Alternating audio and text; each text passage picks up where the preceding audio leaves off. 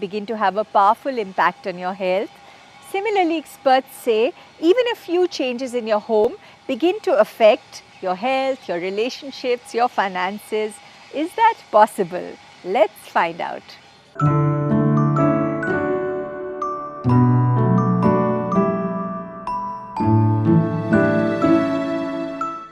A lot of people, when they knew that I was going to come and interview you, said, can you ask him on what should we do if we want to improve our health or our relationships or bring more prosperity and abundance into our lives? Are there answers for that? No one asked you how to, make a child focus into studies. Yeah, that too. It's a very common question that I am asked. Okay. What can be done to make the child focus more into his books? Now, if you strictly follow the subject, or if you ask anyone, they would say that, one should sit facing the east. ये बहुत मुश्किल है. You all constantly have a compass with you and say, इधर देखो, इधर देखो, उधर देखो, right? Now that what helps to generate the energy in a child to study is, first thing is parental love. How much time are you spending with the child, especially during the exams?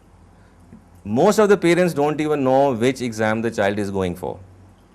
But what does this have to do with Vaastu? This has to do with energy. The second thing is the diet, especially during the examinations. Now, he is having or she is having just junk food. Food also is energy that the child is consuming.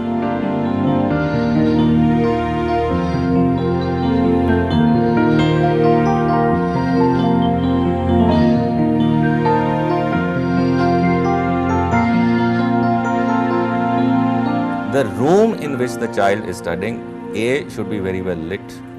The child should not study just with a table lamp. There has to be general lighting in the room in which the child is studying. B, there should not be too many books on the table on which the child is studying. Invariably, you will find that, children are studying exam times and you have these piles of books, both on the left, right and maybe on top also. And what happens as a result of that? That creates pressure on the child.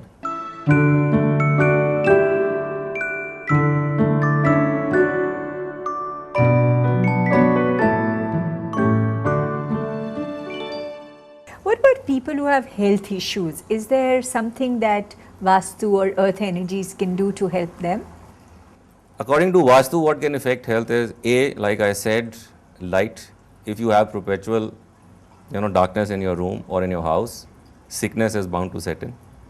And one thing very funny and strange I have observed that, in such houses, during the day there is no light because there is no natural light coming. And at night there is ample light because they are all switched on, the alternative lighting, okay. So they are reversing the biorhythm in which we are living. Then stress is likely to set in, sickness is likely to set in.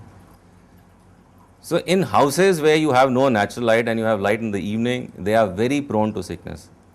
I'm not saying that 100% there will be sickness, but then they are very, very prone. They are very vulnerable to sickness. This is an important thing for people to keep in mind who are going out to buy a new home or a flat, is does it have adequate natural light? Does it have adequate natural light?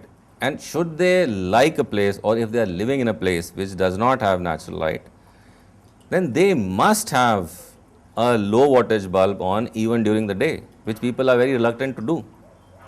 Now, third thing which can affect health in your living space again is clutter. If you have too much clutter around you, you are blocking all the good energies. So basic mantra is get rid of clutter. Certain things help usher in good energies.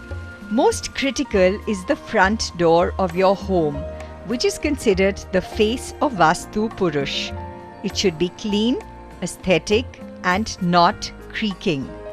Next is the entrance hall. What do you see? What is the first impression of your home? Are there old newspapers, garbage cans blocking good energy flow? Aim to especially increase good vibes in this area. Most people have got so used to their spaces, they don't even notice them anymore. So can you enter a home and immediately sense this is a happy home where people communicate with each other, even when you've seen nobody? Is it possible to pick up those kinds of messages?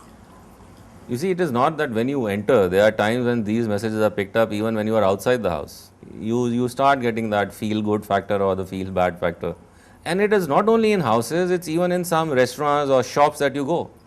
So is there a simple thumb rule that we can follow in terms of picking up these vibes when we visit spaces? What, say for instance, you're negotiating a new job or looking to buy a place, what's the kind of signals you can stay alert to within yourself?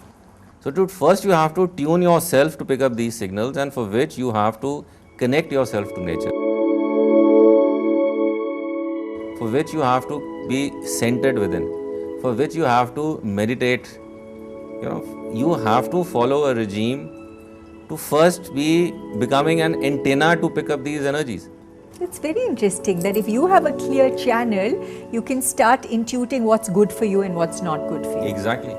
You see, sometimes it works that you clear your living space and you start clearing yourself. Or you start clearing yourself and you start clearing your living space. It could work either way.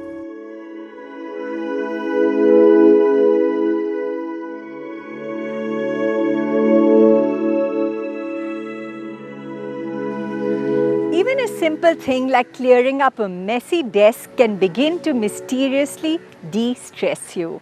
A calm environment tends to create a calm mind. Similarly, a calm mind tends to build around it a calm environment.